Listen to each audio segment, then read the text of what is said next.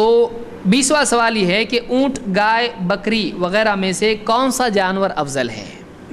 ان میں سے کیا افضل ہے؟ کون سا بڑا جانور، چھوٹا جانور کیا ہے؟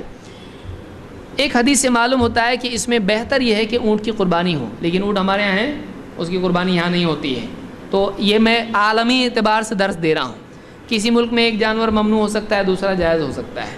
تو عرب میں عام طور سے یہ جانور پائے جاتے ہیں، اور ان میں سے کسی بھی جانور کی قربانی وہاں منع نہیں ہے۔ تو میں عرب کے پس منظر میں یہ باتیں کہہ رہا ہوں، اس لیے کسی کو اگر لگتا ہو کہ انلیگل بھی چیزیں اس میں ذکر کر رہے ہیں، میں اس پس منظر میں بول رہا ہوں۔ اللہ کے نبی صلی اللہ علیہ وسلم فرماتے ہیں اذا کان یوم الجمعۃ، کہ جب جمعہ کا دن ہو، وقفت الملائکۃ علی باب المسجد، فرشتے مسجد کے دروازے پر کھڑے ہو جاتے ہیں، یکتبون الاول فالاول، پہلا، اس کے بعد اس طرح سے جو لوگ مسجد میں آتے ہیں مختلف اوقات میں فرشتے ان کا نام لکھتے رہتے ہیں، فرشتے ان کا نام لکھتے ہیں۔ ومثل المحجر کمثل الذی یہدی بدنہ، سب سے پہل آنے والوں کا معاملہ کیسا ہے؟ جو مسجد میں سب سے شروعات کے پہلے لیول پہ آتے ہیں، اوقات کی ساعت ہوتی ہیں جمعہ کی، تو پہلی ساعتوں میں آنے والے کی مثال کیسی ہے؟ ایسی جیسے کوئی آدمی اونٹ کو اللہ کے تقرب کے لیے پیش کرے، چاہے قربانی کے لیے ہو چاہے صدقے کے لیے ہو۔ یہدی بدنہ، ابن حجر کہتے ہیں اس سے مراد یہ ہے کہ صدقے کے لیے دے، صدقے کے طور پر اونٹ صدقہ کرے، اللہ کی راہ میں ایک اونٹ دے، اس کی مثال ایسی ہے۔ دو، ثم کالذی یہدی بقرہ، دوسرا اس کے بعد آنے والا ایسا جیسا گائے بیل یہ کیا کرے؟ صدقہ کرے۔ ثم کبشن، پھر اس کے بعد جو بکری صدقہ کرے۔ ثم دجاجتن، پھر وہ جو مرغی صدقہ کرے۔ ثم بیضتن، پھر وہ جو انڈا صدقہ کرے۔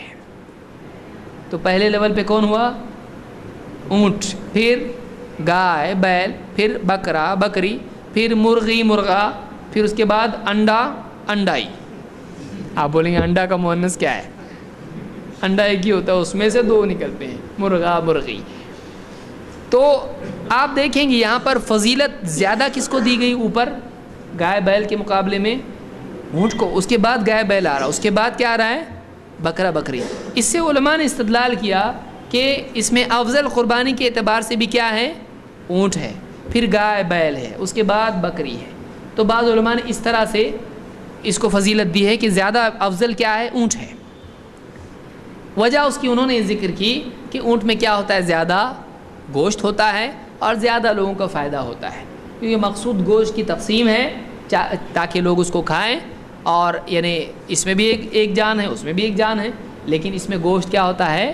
زیادہ ہوتا ہے، تو زیادہ لوگوں کا فائدہ ہوتا ہے، اس لیے اونٹ زیادہ افضل ہے۔ بعض لوگوں نے کہا کہ اللہ کے نبی صلی اللہ علیہ وسلم نے 2 بکرے قربان کیے تھے، اس لیے کیا افضل ہے؟ بکرا افضل ہے، بکرا افضل ہے۔ تو اس طرح سے دوسرے لوگوں نے بھی کہا ہے، لیکن آگے ہم دیکھیں گے کہ کیا اللہ کے نبی صلی اللہ علیہ وسلم نے صرف بکرے کی قربانی دی ہے؟ اگر صرف اس کی قربانی ہوتی تب سمجھ میں آتا ہے کہ صرف اس کو فضیلت دی جائے۔ آپ نے تینوں کی قربانی دی ہے، اونٹ کی بھی، گائے بیل کی بھی اور بکرے کی بھی۔ اس اعتبار سے فضیلت میں زیادہ راجح قولی دکھائی دیتا ہے کہ اونٹ کی قربانی افضل ہے۔ آئیے دیکھتے ہیں اس سلسلے میں کیا دلائل ہیں۔